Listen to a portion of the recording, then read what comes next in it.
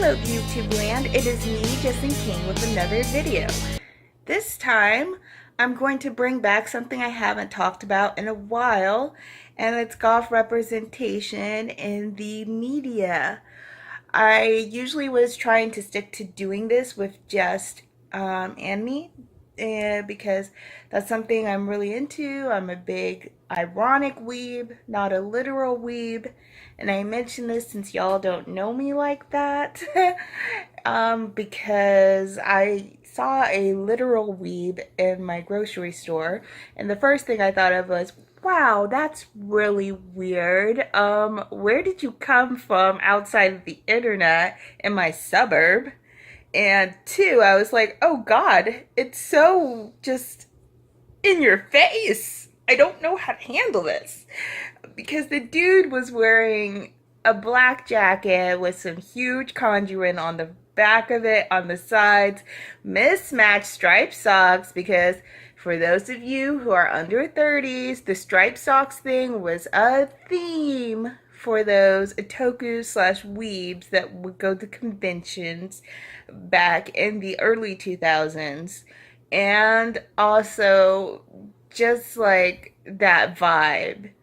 It's hard to explain if you're not that, but you know that awkward yet hyperactive on the inside because they're drinking way too much energy drinks and just kind of like, ooh, that's a lot vibe. And I was just like, oh God.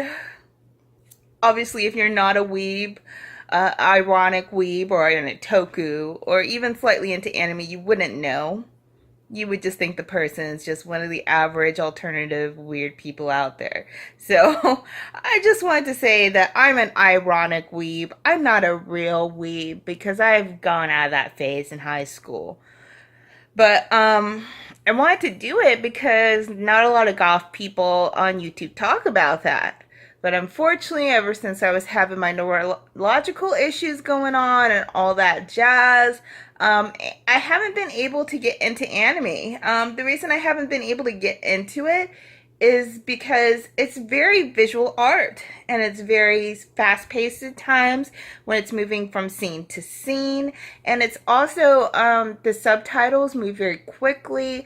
There can be lots of flashing lights in the background of the shows. It's really supposed to be engaging and high energy. Even the slower films and shows are very graphic in nature, and I haven't found one that's slow enough for me yet that doesn't upset my neurological stuff, doesn't start giving me headaches, making me feel dizzy and spacey and all that. So that's why I haven't done it. My disability shit. But I still love anime, you know? Still all about that life. Just is going to be a non-anime representation I'm going to talk about. It is about the Runaways. And I'm going to talk about what the Runaways are. I'm going to say where it actually came from, and then I'm going to get into the goth character, who is a goth of color. Yay! Now, this goth of color is Asian. Obviously, you can look at me and tell that I am not Asian at all. So I'm going to talk about her, but I'm not going to come from a huge place of knowing because that's not my particular person of color background and experience. But I do want to showcase it out there because it's, again, rare for all of us shades of black, brown, tan, reddish, yellowish, all sorts of shades that we are, that aren't white, that are goth out there in the media, especially on stuff that is a little bit easier to find than niche stuff. And before I get into that, I usually don't talk about shirts a lot. I was trying to pull it up so you could see, but the more I pull it up, you can't really see it. And I did my basic makeup because I'm slowly having energy to get into that again, based off of my little shirt here. And the shirt is off of Look Human. I'm sure you know about Look Human. It's a website that started off usually like an indie thing on Facebook that I found about 4 years ago now. And I just love them because of all their stuff they have. But This here, it says, I don't want to look pretty. And it has the alien. See, that's why I have my little alienish colors and just my little makeup monster purple to match. And then it says, I want to look otherworldly down here. The Runaways came from Marvel Comics. And as I have mentioned in some comments, I'm a fake comic geek. I'm a real otaku. Been in this game since 5th grade, 30 years old. Been to going to conventions since I was in the year 2004, 2003. Been doing all that jams before it got popular. So I'm a real otaku, but I'm a fake comic person because I love the TV shows and the movies, and I watch on YouTube the storylines and read wiki, and I don't actually read the comics. But the Runaways TV show, I really, at first, thought it was some lame high school wannabe Degrassi shit. But as it kept going, got a little bit more engaged, more engaged. And at the end, I was really into it.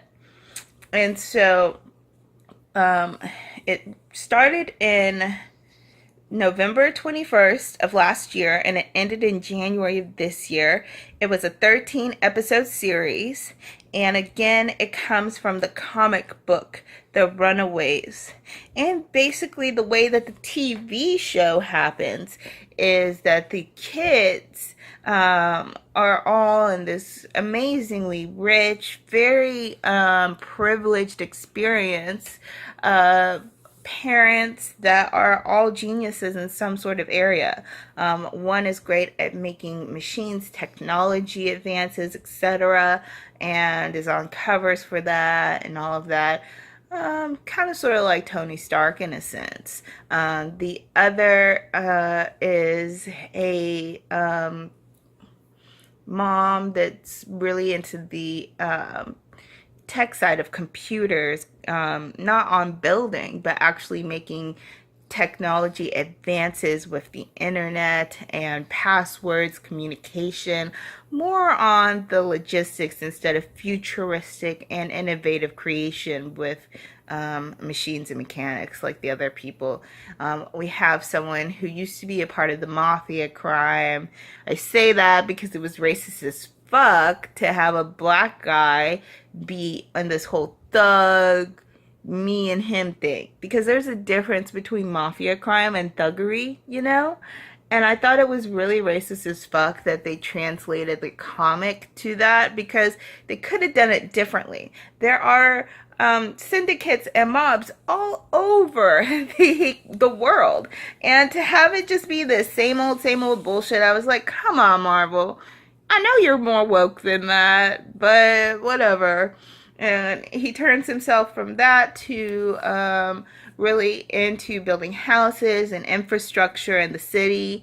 And we also have another one who is the scientists who are experimenting on labs and life and creation, and more on that side than the tech side. And then we have the family that is the head of a church organization, one of those mega multi actually rich churches and shit.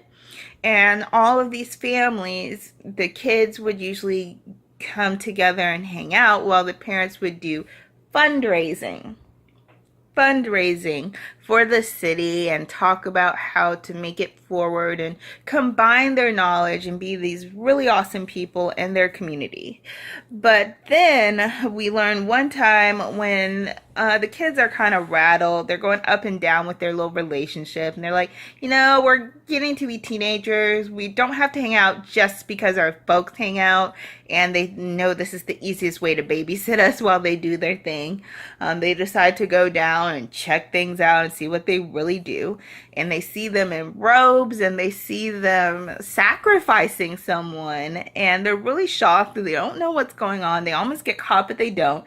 And then they decide to delve more born to this, and they come to find out that their parents actually are more criminal and on the unmoral side of things. And the Runaways is how they deal with that, learning at the same time that they have powers themselves. Some are more powers of the mind, of intellect, or of the human creation. Others are actual more mutant or superhero powers and telekinesis and things of that nature. And so it's a coming of age comic and a coming of age um, show, but it was kind of interesting to me because it had the adult side on the show side too. So the adults weren't as mature and big on the character development and interpersonal relationships as I usually like. But it was enough that you had something too if you didn't want to just relate to kids, which is nice. And so, what I'm going to talk about character wise is the goth girl, and her name is Nico Minoru, and she is of Japanese descent. Nico basically finds her way into goth because her older sister is framed as committing suicide, but she always thought it was something else. The parents never really went to the police. The whole storyline, we're trying to figure out, how did she actually die? Was it something related to the parents' evilness? And do her parents really care about them as a family? Or is this kind of a sham and they're kind of shallow and they were pretending to really care about them at all? Now, the thing that's nice about her character turning goth is, yes, it's a bit of sad and mourning, but it's not just a phase for her anymore when she turns this way. She dresses in really cool, spiky hair and really cool looks that I'll hopefully put in here if I can find some screenshots. When she's happy, when she's angry, when she's just neutral. They show her getting into the music as well, which is nice. I mean, the whole intro, The Runaways, is synth pop heavy. It's very Fade to Grey by Visage. And of course, to me, after I think of that, I immediately think of the pop version, which is Kylie Minogue redoing Fade to Grey with Like a Drug, like literally beat by beat. And I heavily in rotation was listening to that as I was watching the show.